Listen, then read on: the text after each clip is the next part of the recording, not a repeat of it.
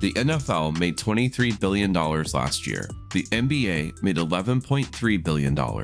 That's not a gap, that's a different sport entirely. And here's what makes it weird. The NBA just signed a $76 billion TV deal, the biggest in league history. So why does it feel like the NBA is quietly losing ground while the NFL just keeps pulling away? The answer isn't stars, markets, or luck. It's structure. The NBA built a cap system sold as flexibility that's actually strangling franchises from the inside, and the NFL built a system everyone called restrictive that turned out to make every single one of its 32 teams financially healthy. One structural decision the NFL locked in back in 1993 is still printing money today, and the NBA still hasn't cracked its equivalent. Let's get into it. Most people assume the NFL works like the NBA financially, that the Cowboys and the Giants run the show, while small markets just survive on scraps. That's wrong, and the numbers make it embarrassing how wrong it is. Start with the hard cap. Every NFL team operates under the exact same spending ceiling,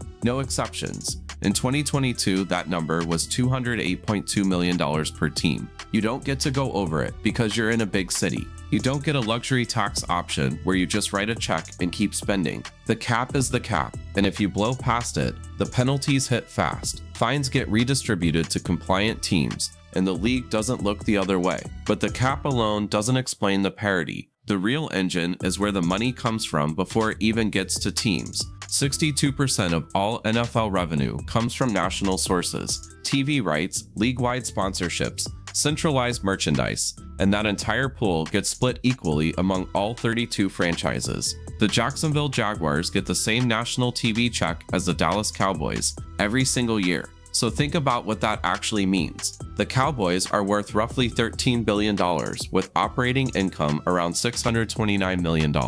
Jerry Jones built one of the most valuable sports franchises on earth. But Jacksonville isn't scrambling because the revenue floor underneath every NFL team is so high that even a small market franchise with a losing record runs a healthy business. The national money covers the fundamentals before a single ticket gets sold. Now here's where it gets smarter. The NFL protects those national numbers in real time through flex scheduling. If two teams are playing great football late in the season, the league moves that game to Sunday night or Monday night. Bigger audience, higher ad rates, better numbers across the board. No other league does this at the same scale. It's product-level flexibility built directly into the business model, and it keeps viewership high without handing teams financial loopholes. The result? Average NFL franchise value sits at $7.1 billion.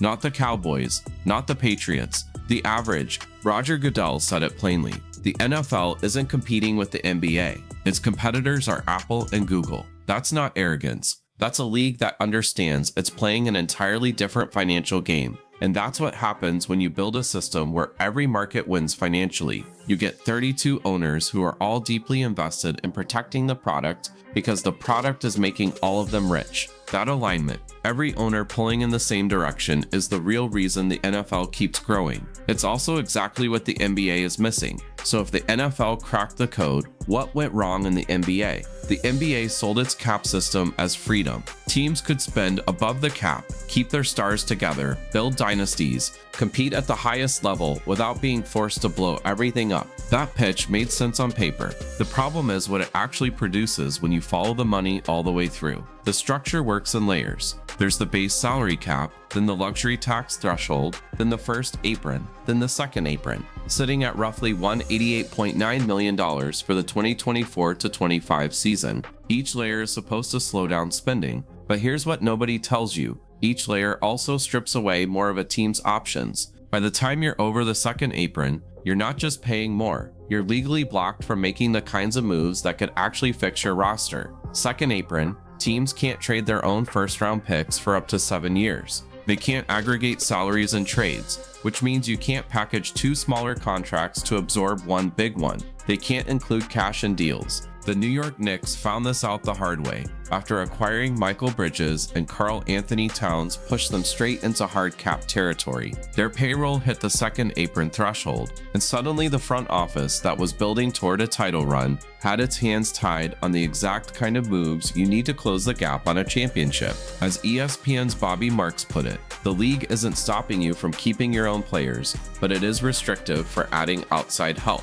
That's the trap. You can spend your way into a contender, but you can't spend your way out of a bad roster. Even the Warriors feel it. Golden State pulled $833 million in revenue in 2024, the highest of any NBA franchise, and the second apron restrictions are still choking their ability to add pieces around their core. A franchise that built a dynasty through smart roster construction now has fewer tools to work with than teams half their revenue. That's not a competitive balance win. That's a system punishing success. Now stack the RSN collapse on top of all that. About 40% of NBA team income comes from local sources: ticket sales, arena revenue, regional sports network deals. When Diamond Sports and Main Street Sports started imploding, missing payments, filing for bankruptcy protection, it didn't hit the Lakers or the Knicks the hardest. It hit Memphis. It hit Charlotte. The small and mid-market teams that depended on those local TV checks to stay financially viable were suddenly scrambling to replace revenue they'd already budgeted. The national deal doesn't plug that hole fast enough, and the cap architecture doesn't adjust for it.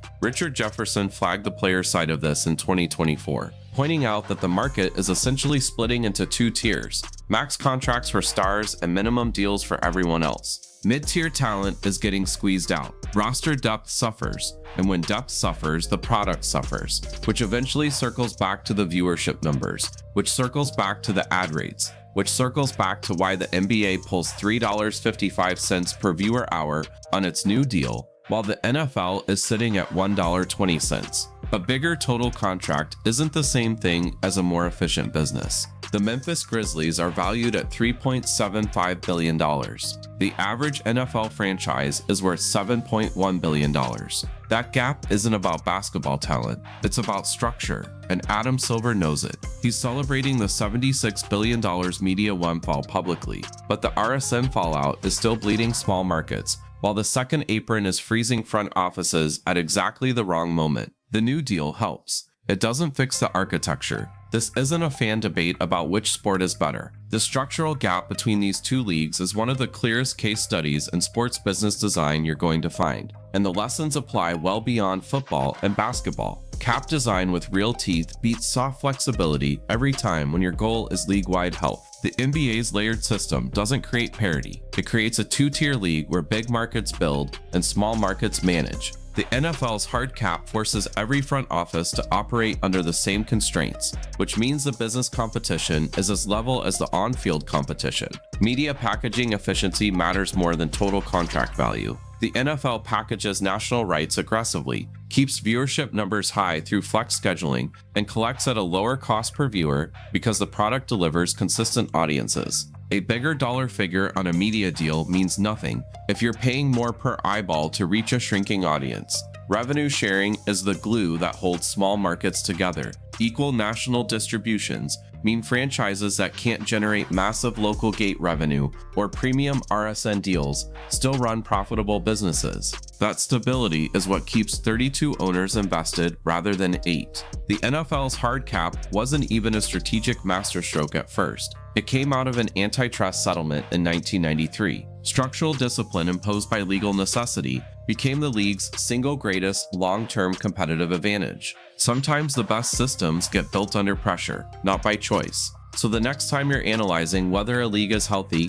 don't start with the size of the TV deal. Start with the cap architecture and how national revenue gets distributed, because that's where the real story lives. The NFL didn't get lucky. It built a system where financial health is mandatory, not optional, for all 32 franchises. Pull up the NBA's second apron rules and map which current rosters are already frozen. You'll see the problem immediately. If you want to go deeper on how media rights deals actually get structured and why the NBA's $76 billion might not save small markets, that breakdown is next. Click here to keep watching.